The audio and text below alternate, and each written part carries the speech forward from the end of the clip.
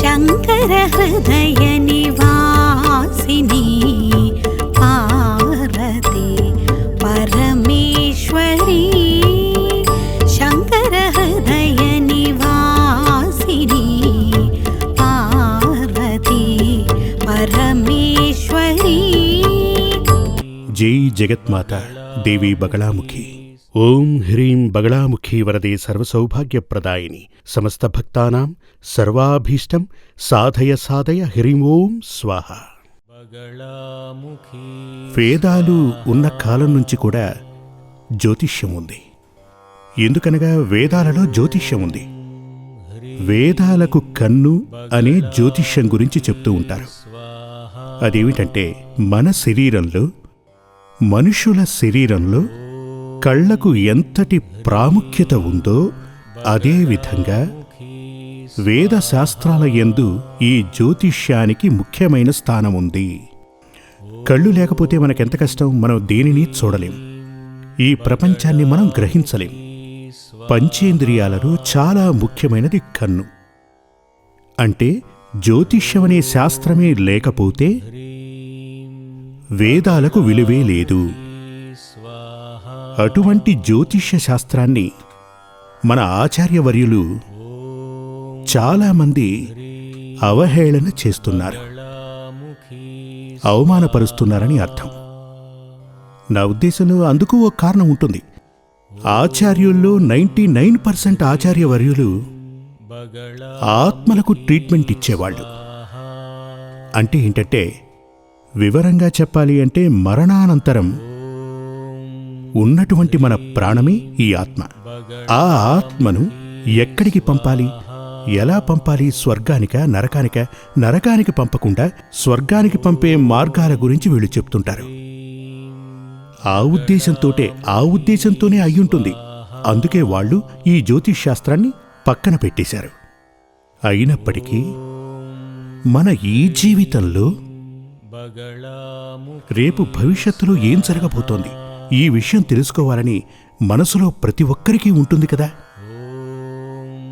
ఇప్పుడు రేపు అనేది ఉంది అన్నది నిజం. ఆ నమ్మకంతోనే కదా మనందరం కూడా బ్రతుకుతుంటాం.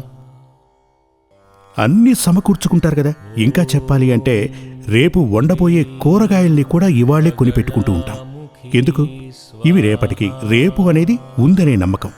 నిజం, రేపు నాకు ఆకలిస్తుంది, అప్పుడు నేను భోంచేయాలి కదా, వండుకోవాలి కదా. అందుకనే అన్నింటినీ సమకూర్చుకుంటారు. అంటే రేపు మనకు ఏం జరగబోతోంది, అంటే మన ఫ్యూచర్ ఏంటి, అది తెలుసుకోవాలంటే జ్యోతిష్ శాస్త్రం లేకుండా కుదరదు. దీనికి ఇదొక్క శాస్త్రమే ఉంది. ఆ తరువాత వేల కొద్దీ శాస్త్రాలు రావటం జరిగింది. రత్నాల కొరకు ఒక శాస్త్రం, న్యూమరాలజీ, జమాలజీ, అదేవిధంగా మరొకటేంటి, ఇలాంటివే చాలా చాలా శాస్త్రాలు వెలుగులోకి వచ్చాయి. కానీ వీటన్నింటిని కూడా జ్యోతిష్యాన్ని బేస్ చేసుకుని మనుషులు తయారు చేసినవే. అందుచేతనే వాటి ద్వారా ఎంతకాలం అదృష్టం నిలబడుతుందో ఏమిటో చెప్పటం సాధ్యం కాదు. కానీ జ్యోతిష్యం భూమి ఉన్నంతకాలం, భూమి మీద మనుషులు ఉన్నంతకాలం శాశ్వతంగా నిలబడే ఉంటుంది. దాని గురించి ఎవరైనా సరే ఎటువంటి సందేహాలు వ్యక్తపరిచినా సరే ఇది నిలబడే ఉంటుంది. అంటే మనిషి అనేవాడు మనన చేసుకునే స్వభావం కలవాడు. మనిషి అనే వాక్కుకు అర్థం మనన చేసుకునే స్వభావాన్ని, మనస్తత్వాన్ని కలిగినవాడు మనిషి అనే అర్థం. ఇది వేరే జీవరాశులు వేటిల్లోనూ మనకు కనపడదు.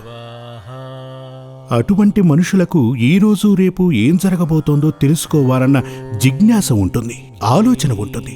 దానికున్న ఒకే ఒక మార్గం ఈ జ్యోతిష్యం. ఈ జ్యోతిష్యం తెలియని ఒక వ్యక్తి దగ్గర, మీకు తెలిసిన చాలామంది ఆచార్యులు ఉంటారు కదా. ఇప్పుడు మీకు ఒక ఎగ్జాంపుల్ చెప్తాను. మీ ఇంట్లో ఒక అమ్మాయి ఉందనుకోండి. మీరు మీ ఆచార్యుని దగ్గరికి వెళ్ళి అడుగుతారు, గురూజీ లేదా స్వామీజీ, మా అమ్మాయికి ఇంతవరకు పెళ్లి కుదరలేదు. అప్పుడు ఆయన ఏం చెప్తాడు? జరగదు అని మాత్రం చెప్పడు. త్వరలో జరుగుతుంది, తప్పకుండా జరుగుతుంది అంటాడు. అది ప్రతి ఒక్కరూ చెప్పే విషయమే, గుర్తుంచుకోండి. అందులో ఏ అర్థమూ ఉండదు. జరుగుతుంది. ఆ తరువాత ఓ 5 ఏళ్లాగి మళ్ళీ వెళ్ళి కలవండి, అప్పుడు మళ్ళీ అదే అంటాడు, జరుగుతుంది అని. 10 సంవత్సరాలాగి మళ్ళీ వెళ్ళి అడగండి, అప్పుడు అదే మాట అంటాడు, జరుగుతుంది అని. మన జీవితం చాలా చిన్నదండి. కళ్యాణం అనేది కామశాంతి చేయటానికే. అది మనం యవ్వనంలో ఉండగానే జరిపించాలి. ఆయనేమో జరుగుతుంది జరుగుతుంది అంటూ ఉంటాడు, మీరు కూడా అనుసరిస్తూ ఎప్పుడు ఎప్పుడు అని అడుగుతుంటారు. దానివల్ల ఉపయోగం లేదు. ఆయనే చెప్పాలి మీకు. ఒకసారి వెళ్ళి మీ అమ్మాయి జాతకం తీసుకురా, ఈ అమ్మాయికి పెళ్లి జరుగుతుందా లేదా చెప్పాలి. మీ కష్ట నష్టాలు మారటానికి తనేమీ మీకు చెప్పడం లేదు. ఆయన ఏం చెప్తారంటే, ఇప్పుడు మీ ఇంట్లోనే తీసుకుందాం. ఎంతో మంది మీతో ప్రేమగా ఆప్యాయంగా అనురాగంగా ఉన్నవాళ్ళు ఇప్పుడు లేరనుకుందాం, చనిపోయారనుకుందాం. అలా చనిపోయిన వ్యక్తి ఎవరైనా ఆత్మలా మారి మీ దగ్గరకు వచ్చి, నేనిప్పుడు నరకంలో ఉన్నాను నాన్న, నన్ను కాపాడు అని మీకు చెప్పారా? లేక స్వర్గంలో ఉన్నానరా, నువ్వు ఏ పాపం చేయకుండా నా దగ్గరికే వచ్చాయని చెప్పారా? అంతెందుకు, ఈ వారి ఆచార్యులు కూడా ఆయనకు అలా చెప్పే అవకాశం లేదు. మనందరికీ తెలుసు, చాలా పెద్ద పెద్ద ఆచారుల్లా బతికిన వారు నేనే దేవుణ్ణి అని చెప్పుకుంటూ మన చుట్టూ తిరిగిన వాళ్ళు అలాగే చనిపోయిన విషయం మనందరికీ తెలుసు. పోతే పోయినట్టే. ఉన్నారా లేదా, స్వర్గంలోనా నరకంలోనా, ఇవన్నీ మనకు తెలియవు. అదొచ్చి ఒక మరీచికలాగా నిలిచిపోతుంది. అలా అంటే దాన్ని తెలుగులో ఏమంటారు నాకు గుర్తు రావట్లేదు. అదే క్వశ్చన్ మార్క్ లాగా అలాగే ఉండిపోతుంది. మరణానంతరం ఏం జరుగుతుంది, దాన్ని కరెక్ట్గా ఇప్పటి వరకు ప్రూవ్ చేసిన వాళ్ళంటూ ఎవ్వరూ లేరు. ఆధ్యాత్మికంగానూ దీన్ని తేల్చలేకపోయారు. ఆధ్యాత్మిక ఆచార్యులు కూడా తేల్చలేకపోయారు. సైంటిఫిక్గానూ దీన్ని తేల్చలేకపోయారు. కానీ మన జీవితం అనేది మాత్రం నిజమే. ఇక్కడ సంతోషంగా ఉండాలి, ప్రశాంతంగా జీవించాలి. మన పిల్లలు, మన మనవళ్ళు అంటే మన పరంపర ప్రశాంతంగా బ్రతకడానికి ఏం కావాలో వాటిని మనం సమకూర్చాలి.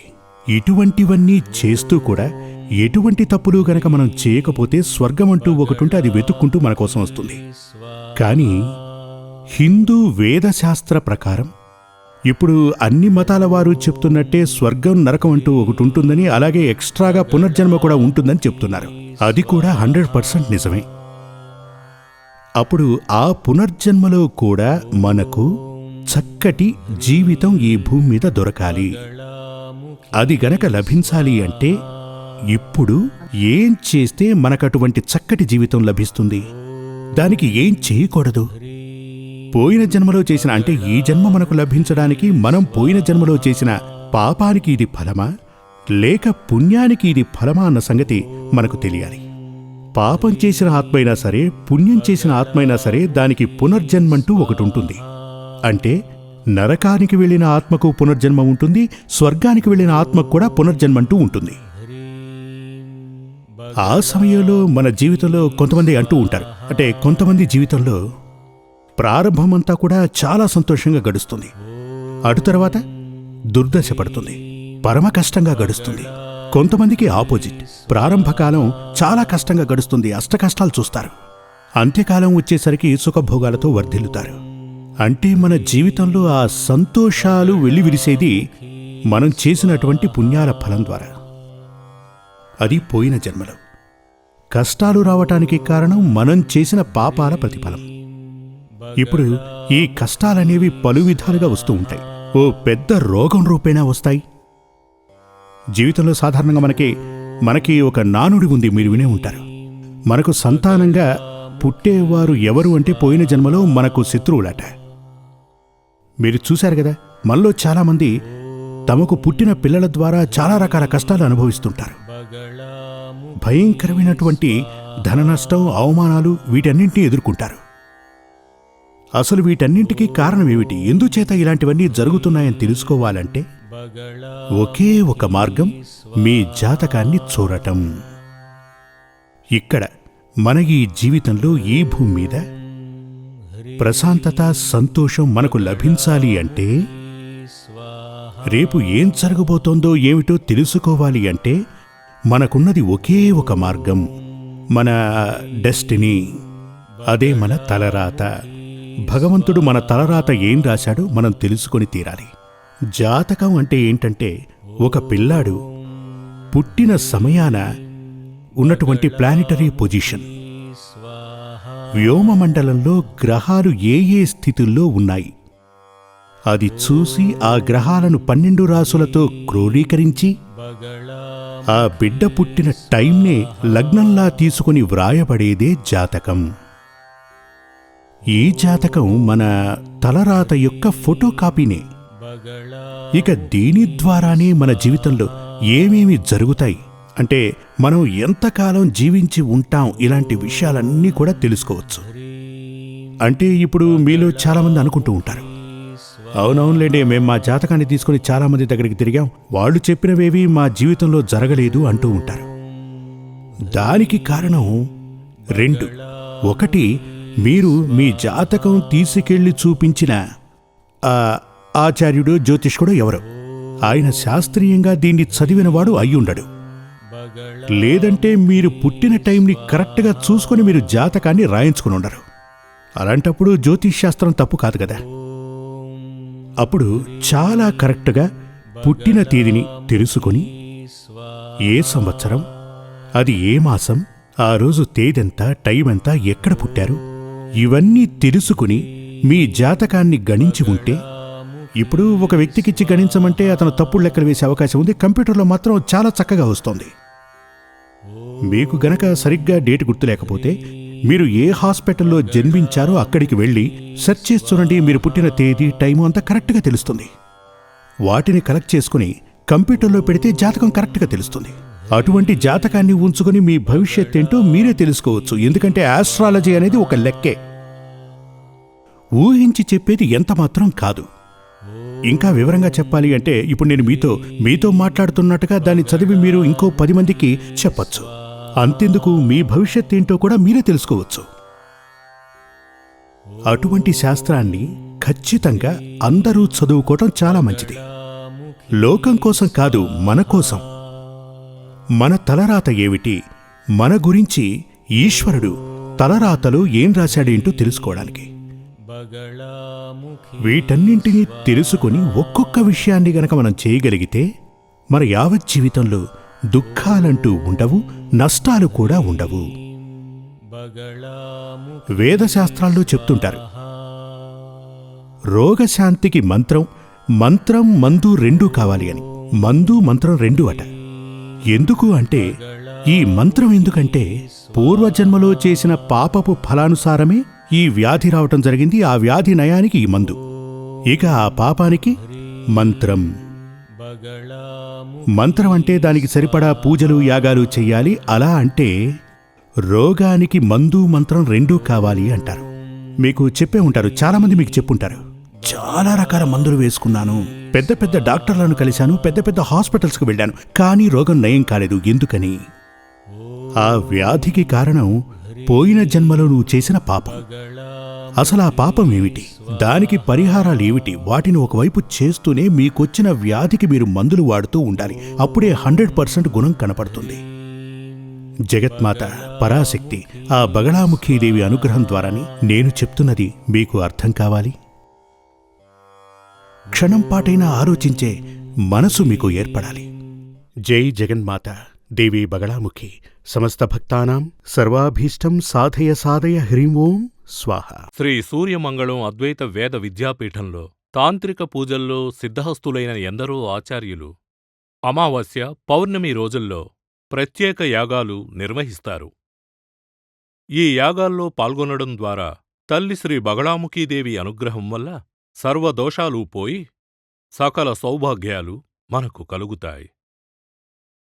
శ్రీ సూర్యమంగళం అద్వైత వేద విద్యాపీఠం జ్యోతిష్యం, ప్రశ్నలు, వాస్తు, తాంత్రిక పూజలు మరియు వేదయాగాలు నిర్వహిస్తారు. సంప్రదించవలసిన నంబర్ 7305442299 7305442299. చెన్నై, కోయంబత్తూర్, బెంగళూరు, హైదరాబాద్, విజయవాడ, ఢిల్లీ, ముంబై, తిరునల్వేలి, టెక్సాస్.